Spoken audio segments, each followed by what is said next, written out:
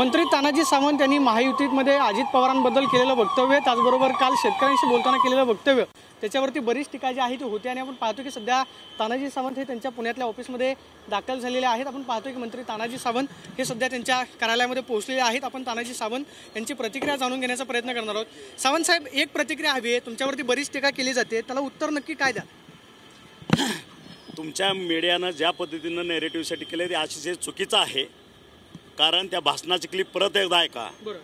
काँग्रेस राष्ट्रवादीच्या मांडीला मांडी लावून बसताना उलटी होते हा विषय आहे। काँग्रेस राष्ट्रवादी सरकार कधी होतं?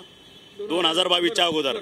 आपण जे तोडमोड करून दाखवताना जरा सद्विवेक बुद्धीला जागून बातम्या द्यायचं शिका, एवढंच ह्या माध्यमातून मला सांगा। मुख्यमंत्र्यांनी काय तुम्हाला सांगितलं असे सुद्धा माहिती आहे?